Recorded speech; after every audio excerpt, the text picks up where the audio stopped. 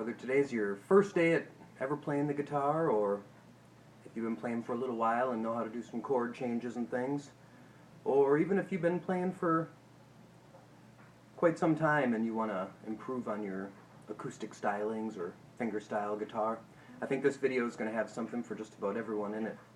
What I'd like to show you today is the chord progression from Knockin' on Heaven's Door. It's a great place to start if you're just beginning in the guitar, and I've been playing guitar for about 20 years and I still pluck away at this song all the time. So it's a great tune. You can find the tabs for it. Tabs are the way guitar players generally have music notation, and I find this on guitartabuniverse.com, and there's another great site called A2Ztabs.com.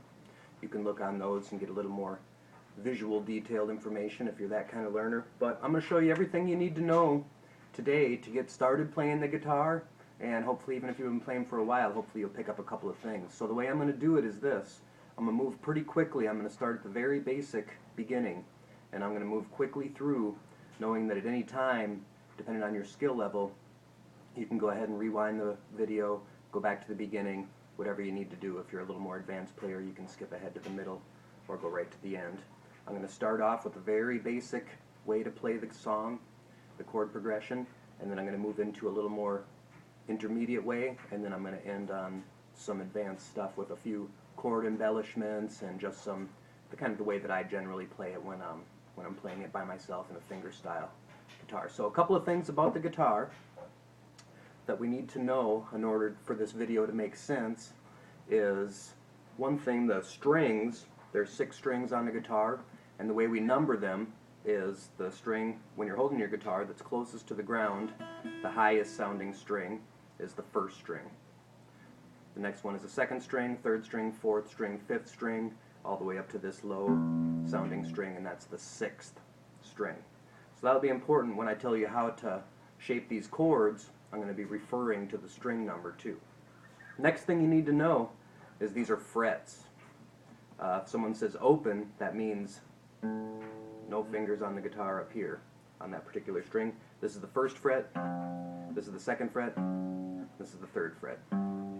It continues all the way up the neck, 5th, 7th, 9th, 12th, and for this song we're only going to worry about the first 3 frets. So 1, 2, 3, and of course open. Well, without further ado, grab your guitar, make sure it's in standard tuning if you want to play along with the video, and I'm going to show you first how to shape some of these chords with your hand.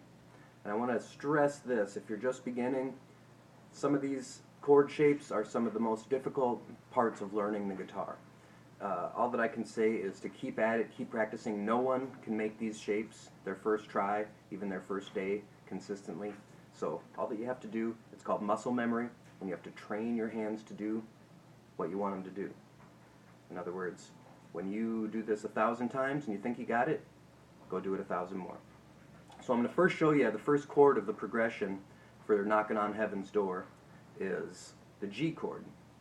And the way I play the G chord, I'm going to scooch in a little bit closer, is I put my pinky finger on the 3rd fret, 1st string. My ring finger goes on to the 3rd fret, 2nd string. My pointer finger goes to the 2nd fret, 5th string, and my middle finger lands right here on the 3rd fret, 6th string. When you play it, it should sound something like this. The first time you play it, it's more likely going to sound like this, or like this. Doesn't sound as good, right? So keep practicing. One thing that can happen with all these chords is you can mute out certain strings unintentionally by having your hands laid down too much like that. You really need to have your wrist bent and your fingers coming straight down on the strings, so each string can ring out, and you should be able to pick one string at a time and have each one ring out nice and clear. But that takes time, so again, just stick at it. So that's the G chord. Could be known as one of the most difficult chords, but I will caution you, there's only 2 kinds of chords: difficult and more difficult. So this one lands in the camp of more difficult, so think of it this way: once you get this down, everything should be easier from then on out. Easier, not easy. The next chord that we're going to move to is the D chord, and the change between the G and the D chord goes like this. You leave your ring finger exactly where it is. I'm going to move everything else, but not my ring finger. That's going to stay right there on the 3rd fret, 2nd string. I'm going to lift my pinky, and I'm going to move my middle finger to the 1st string, 2nd fret, and I'm going to move my pointer finger to the 3rd string, 2nd fret. And this chord, you only play these 4 strings.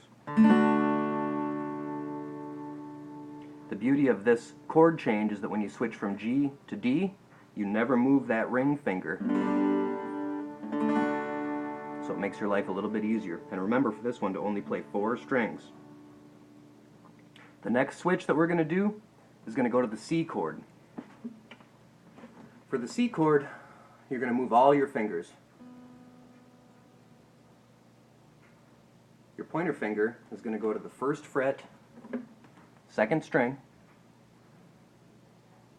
Your middle finger is going to go to 2nd fret, 4th string, and your ring finger is going to go to the 3rd fret on the 5th string. This chord you're going to play 5 strings, so don't play this top lowest sounding string. It should sound something like this. And again, if you're just starting out, it's probably going to sound more like this. Something like that. So make sure you're pushing each string down and not muting out the adjacent strings. When you get it, you should be able to pick them strings one at a time. And they should each ring out real clear on their own. Now, to move into the chord progression, it's going to take some practice if you're just beginning. I recommend just working on switching chords, and this progression is a great way to learn that. So we're going to start out with the G chord, and the progression simply goes like this. You're going to do 2 downstrokes on the G chord. I'm going to go nice and slow. 2 on the D chord, and 4 on the C chord. And back to G.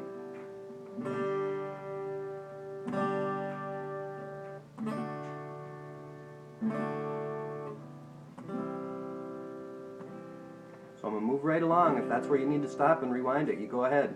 But I'm going to move on to a little more, next little advanced way to play this progression. Same chords, same timing. What's important to remember here is that it's about timing. It's not about the number of strokes that you hit. It's about maintaining that timing. So I'm going to do it a little more advanced way. It's going to be played a little bit like this.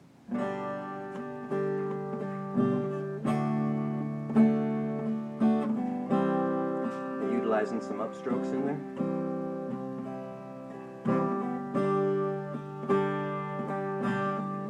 Exact same timing.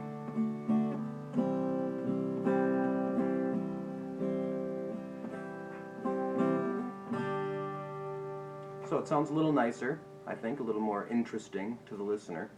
But if you're maybe playing by yourself, or maybe there's only another bass player or maybe one other guitar player in the band, you're going to want to fill in with a few more melodic lines in there. I play mainly fingerstyle guitar. I don't use a pick. You can if you want. That's fine. But I'm going to show you, just wrap this video up, and I'm going to show you kind of how I play the thing. So just listen, and if you're there, go ahead and start jamming along. And like I said, if you're not, go ahead and back the tape up and watch that part a few times, play along with it, and then you'll get there. Just keep practicing, and do me a favor, don't ever put the guitar down, and at night, when you're laying in bed, think about this.